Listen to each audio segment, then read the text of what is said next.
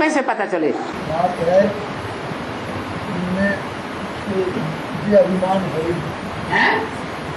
शंकर का ये अभिमान है ही नहीं। अगर शंकर में देह अभिमान नहीं है तो वो याद में क्यों बैठा हुआ है?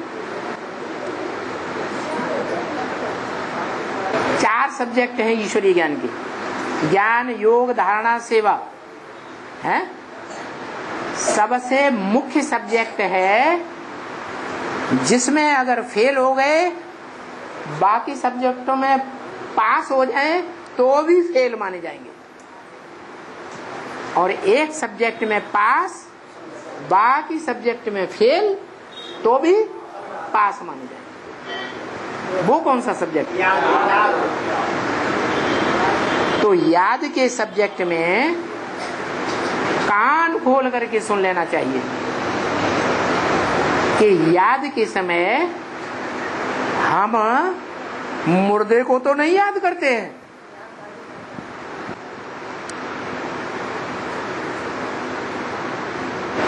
मुर्दे को लंबे समय याद करते हैं, या मुर्दे में बैठा हुआ शिव याद आता है। प्रवृत्ति को याद करते हैं या निवृत्ति को याद करते हैं? याद करते हैं। अमृत वेले लगातार याद करते हैं। भगवान का छोटा रूप याद नहीं आता है, बड़े रूप को याद। अच्छा, माने लिंग रूप को भी याद करेंगे तो भी हमारा कल्याण हो सकता है। क्यों?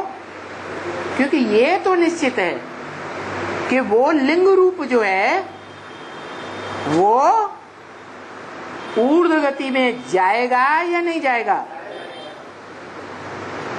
ऊर्ध्व रेता बनता है या नहीं बनता है, अमोघ वीर्य बनता है या नहीं बनता है? बनता है। जब इतना पक्का है कि वो बनता जरूर है तो फिर बड़े रूप को याद करने में क्या घाटा? कोई घाटा नहीं है।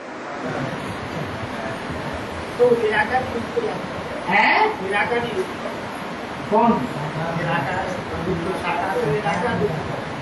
याद करें, लेकिन याद रहता है, लगातार याद रहता है, बुद्धि से निकल जाता है। क्यों? कोई कारण होगा।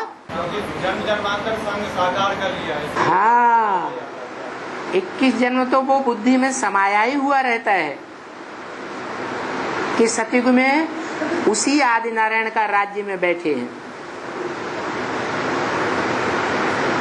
सबकी प्रजा की बुद्धि में, चाहे 7वां नारायण हो, चाहे 8वां नारायण हो, चाहे कोई नंबर का नारायण की प्रजा हो, सबकी बुद्धि में है ये नारायण का राज्य कहां से चला?